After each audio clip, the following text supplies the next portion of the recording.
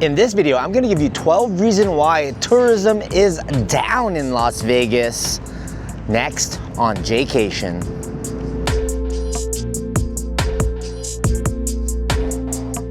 What's up, Jaycationers? Welcome back to another video here in the Las Vegas series.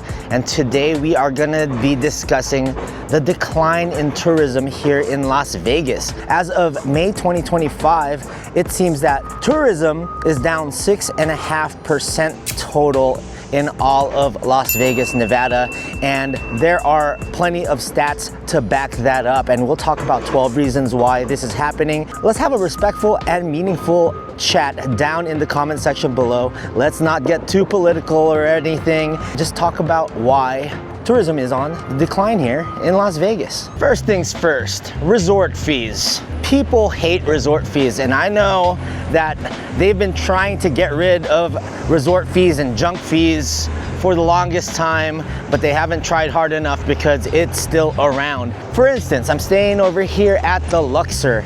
A resort fee is $50 per night. Add another $6.69 of your tax and you're paying $56.69 for your resort fee.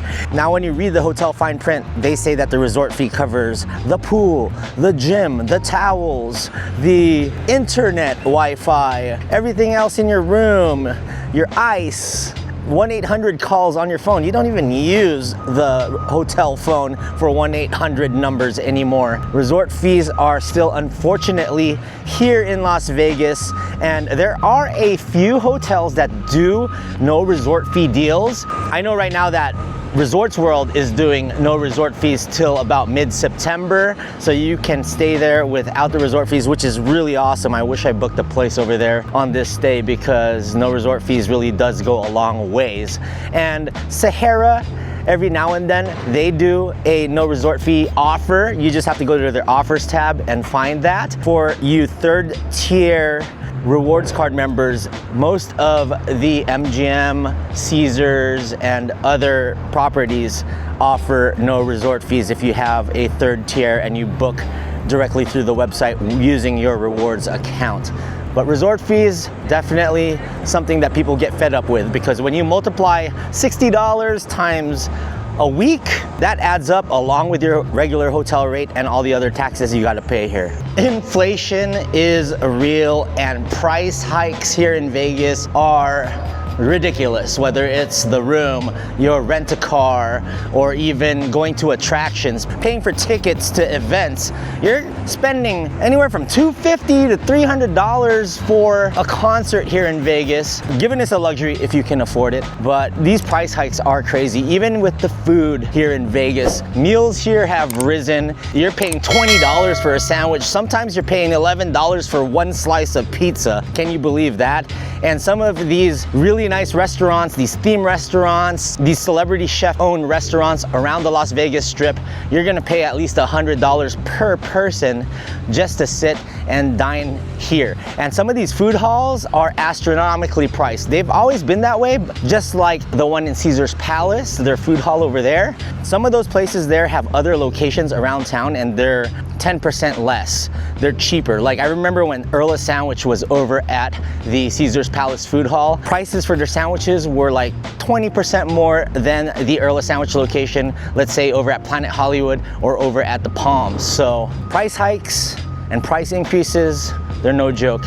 Inflation is definitely a struggle here in Vegas and the rest of America. Less customer service. There are more automated check-ins. You could check in through your MGM and Caesars app. They have kiosks where you don't have to talk to a receptionist. The customer service has just gone down the sink, down the toilet here in Las Vegas. Now, there are a few hotels where they do emphasize customer service, and you'll find out more in downtown, like the El Cortez, Plaza, Circa. They have better customer service. Or even if you go to Green Valley Ranch or M Resort, or the more local casinos like Palace Station, Red Rock, and Durango, the customer service there is tenfold much better than, let's say, Caesars. I'm telling you, Caesars, I've been on a Caesars ban lately because the way they treated me my last prospective stay over at the Horseshoe.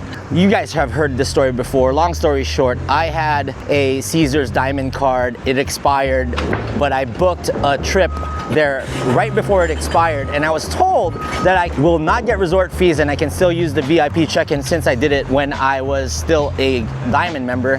And when I went to check in, the dude was so rude to me. He said, I'm gonna have to charge you extra for coming into VIP and checking in here. If you wanna talk to the front desk about this, then you're gonna have to go out there and fall in line with everybody else. Basically treated us like a peasant. And when I called customer service and when I talked to the front desk, they were of no help. Eventually, I talked on the phone and it took me 30 minutes, and I was so mad that I was like, I just don't even want to stay here anymore. Just give me my refund. They gave me a complete refund, but that soured me. And the customer service here is just bad. They're hiring less quality people. People don't want to work here on the Strip because the pay sucks. You as the guest is not as valued anymore at a majority of these Strip hotels. So customer service is another reason why tourism is down here in Las Vegas. Extreme weather. During the summer months, it can get up to 120. And with global warming, it's been staying hotter for much longer. It's been staying colder for much shorter. But when it does get cold, it's cold. But I would rather battle the coldness than the heat. When I got here to Vegas, the first 3 days, it got up to 115 degrees. It's dry, humidity, and it's pretty much difficult to walk around the Las Vegas Strip and enjoy yourself because you need to stay hydrated and you're not going to want to be out here. So Vegas looks that much more empty in the summer months because people are not walking the Strip during the day because it's just so freaking hot. Right now, I'm lucky. I'm filming this video at 7 in the morning and it's 80 degrees out. So I see people going on their runs, people going on their walks and enjoying, but it still seems pretty darn empty. It could also be an illusion when you are walking South Strip like where I am right now because it's never really that crowded around here because it's just so far down the road. When you get to areas like Paris, the Link Promenade, Venetian, you will see crowds for sure. So don't let parts of the Strip fool you. There are still people, but there are less people. 6.5% down from 2024. Let's chat about the ridiculous hidden fees, not just in the resort fees, but let's say a restaurant. I went over to a restaurant, I'm not gonna name the name, but they were charging $1.50 for a to-go bag. So if you were to dine in and you don't finish your food, they were charging $1.50. I asked for it, and sometimes they don't charge it to you, but it does say it down in the menu that they are privy to do that to you. So if you check your bill, you'll see that. And sometimes they even sneak like little 3% fees here for where you're at. Like I know in the past, places like Alexa's and Beer Park have snuck in a 3.5 fee to help pay for their employees' wages because of the pandemic. And you have to go as far as asking the general manager or your waiter to take that off the bill for you if you don't want to pay that extra 3.5%. It's just these sneaky fees that they try to tack on in the bottom of your receipt right next to the taxes, and you never really look at them. And then later on when you look at your receipt, you're like, damn, where are these 2-3 different fees that they added to it? Not only does that go for restaurants, but that goes for events like concerts. When I do buy tickets online for these concerts or for Cirque du Soleil shows, I make sure I check the preference box of include the fees already, so you already know the total. Because sometimes it'll say, oh, a ticket's $120, and then you're ending up paying $200 because there's like a $50-$60 fee along with your taxes. That's how much, let's say, StubHub charges you. But if you go on places like SeatGeek or Vivid Seats, you can already check a box that says, show me the price with all fees included, and make sure you do that so you're not fooled. Many travelers come to Vegas as returning tourists. People are just starting to get tired of everything here in Vegas. So the fatigue is real. People are just getting tired of spending the extra money and the rising costs and the heat. They just don't want to deal with it anymore. And Vegas fatigue is a real thing. Even I am trying to lessen my trips over here to Vegas, even though I love love providing you guys with Vegas content. I'm trying to show you guys more of the world, more of San Diego, more of Hawaii, Europe, Barcelona, places like Montreal and Quebec that I've never been to. So I am starting to venture off more away from Vegas, but at the same time, I'm still covering it. So people like me are getting fatigued, but we still are returning tourists. I'm still coming back to Vegas. I'm still doing the content in Vegas. That's why I'm here right now. Thank God it's 80 degrees at 7:30 in the morning. But yes, I am suffering a little bit from the Vegas fatigue, and a lot of you are too. That's why there's 6.5% of tourists down from May 2024 to May 2025. A drop in the quality and quantity of food here in Vegas, but also around the USA. It's either sometimes they're serving too much food with these buffets and you're overeating, and then the quality goes down of the food because of the quantities and the less time being taken to prepare this, or too small of a quantity of food being served to you at certain places. Like you may go to a fine dining restaurant, but the food is like this much and you still leave and you're hungry and you end up getting an $8.50 slice of pizza after. So the quality and quantity of the food has just been bad. It sucks because the USA should find a median, a healthy median of the servings of food here all around. Go to Europe, go to Italy, go to Barcelona, and just see they give you the right amount of food, they use the right amount of fresh ingredients, and everybody there is less obese because of it. Definitely the quality and the quantity of food is something that affects people's spending habits here in Vegas. Resorts are beginning to buckle down on comp stays, comp credits, and all that good stuff. It's really for the gamblers, and they have definitely tightened up the rewards programs throughout the years. They're tiered, they're a lot stricter, and you have to spend a lot more and gamble a lot more in order to get these higher tier rewards cards. Back in the early 2000s, when I first started coming to Vegas, seeing all these places, you barely had to gamble in order to get free rooms. I remember back in 2010, I booked a room at Bally's back then. It was Bally's. It was a free night, no resort fee. I probably gambled a little bit, played blackjack around these properties, and I was upgraded to a presidential suite. This was on New Year's Eve of 2010. So 15 years later, these casinos have come up with systems that define how much you're spending, how much you're gambling, and that's how they give you your deals. So really, these reward systems are for the people that are spending the money, gambling the money, and it's for the rich. It's for the people that have the dollar flow. So the regular people here that usually just come here and want to have a few comp nights and gamble just a little bit, they're not getting the free stuff anymore because these resorts are really buckling down on that because they got to make that money because tourism is down. This partly also has to do with safety on the Strip, safety on Fremont Street. There are some people here that don't feel safe in Vegas, and it's sad because I talk to my friends in Europe. They're like, I can't believe here in America, y'all just can carry guns and weapons like that. That's crazy. Unfortunately, the homelessness here between the Strip, walking over to the Strat, going to places like Naked City, which I don't recommend, and even in Fremont Street in certain times of the day, you will see some people with mental challenges and talking to themselves, yelling at people. Your safety is just compromised. You don't feel as safe. Like me, when I'm live streaming, it is at times kind of scary because you don't know who's coming at you and you're looking at your camera a lot, but that's just me. It can happen to anybody that's walking around Vegas. So I carry pepper spray when I am live streaming, but you also need to know if things are sketchy. Use your intuition. Don't walk down shady alleyways at late times of night over at the Arts District, over at Fremont Street, and just try to stay away from people that you feel are gonna try to compromise you.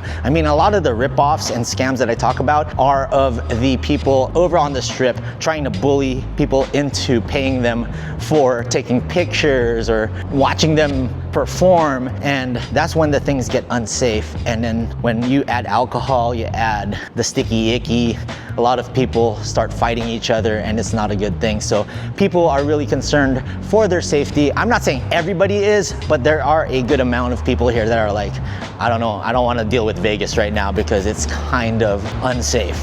There are officially less foreign tourists coming to Las Vegas, and the stats are showing. Over in Canada, due to political tensions with the USA, there are a lot of angry Canadian travelers that will not come to the USA at all, especially Vegas, and a lot of Canadians come to Vegas. Shout out to all my Canadian viewers. They love Sin City, but right now they don't. So there has been a drop. I think it's like anywhere from 3 to 4% from 2024 to 2025 of Canadians traveling to Las Vegas. And Air Canada and WestJet, two airlines from Canada, have reported declines on passengers coming to Las Vegas. And there are many articles out there that have been showing that foreign tourists are not coming here as much as they used to. I think they said that Canadian tourists per year, the money that they bring into Vegas can amount to paying up to 45,000 workers here in Vegas. So that is a lot. And without that, this place is in trouble. They're already cutting down on concierge, cutting down on front desk staff and other departments around these resorts. Less Canadian tourists, less tourists around the world. It's really hurting. But I will say this, there still are international tourists. There still are domestic tourists. I noticed that the Bellagio has a lot of international foreign tourists there, and Bellagio is still packed. So it really depends on where you go, but nonetheless, it's still down. The cost of transportation also continues to increase. Increased prices with taxis, surge pricing in Lyft and Uber, expensive rides to the airport, to your resort and back, rental cars, increased gas prices. That all amounts to getting around Las Vegas and having to spend more coin. The Las Vegas monorail for tourists, it's $5.50 per ride. You have to do that online, because if you get it at the machine, you're spending 50 cents more. For locals, I believe that the monorail is designed more for the locals and for the people working around that line. They pay $1, so that's a good thing for them. But it can get expensive here in Vegas. You can ride the free trams, but not all resorts are connected because they're not all owned by the same MGM or Caesars or Resorts World. So not all trams are free, and they do have things like the Las Vegas Loop. You can take the Deuce bus, but it gets kind of seedy there certain times of the night, and it does get really packed as well. Public transportation really sucks from the airport into the Strip. People say, oh, it's just fine, but no, there's a lot of people. Time is money and time's a wasted, and they want to get here to Vegas. So you're gonna be paying $20 to $30 to get to your hotel using Uber or Lyft, depending on what's less. And rent-a-cars can also be expensive. I'm paying about $190 for 8 days, and that was the cheapest I could find, and I had to take 2 free shuttles just to get to my rental car spot. So it does become a challenge to even get your rent-a-car here nowadays. You can't just take the comp shuttle from the airport to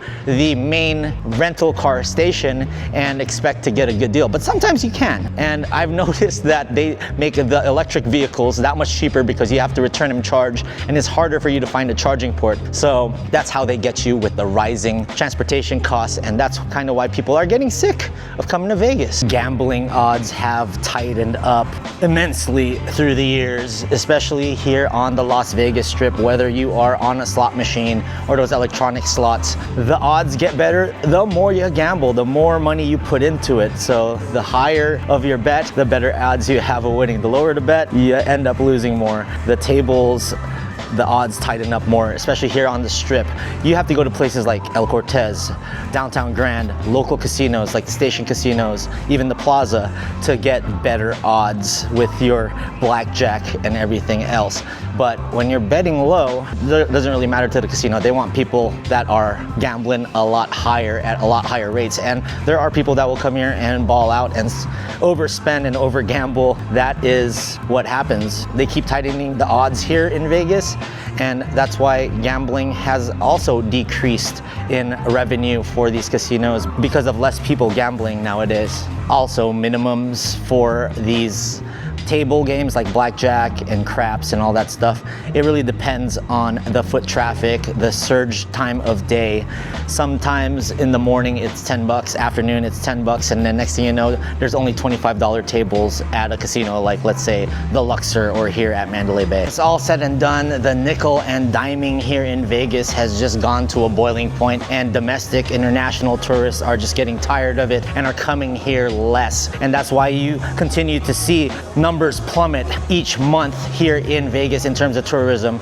They really have to get creative with what events are being thrown here in town, what conventions are coming, because that is what's going to continue to help recuperate the money that they're losing from regular tourists, either lowering their return trips here or just not coming back at all. And in the words of the father of Cody Rhodes, who's on my t-shirt, the American dream, Dusty Rhodes, hard times, brother, hard times. And that's what we're all dealing with, not just here in the United States, but also all over the world. And unfortunately, due to political tensions, Canada and the US and even other countries around the world, the US is not a place that international tourists are flocking to, and the tourism has also dipped as well.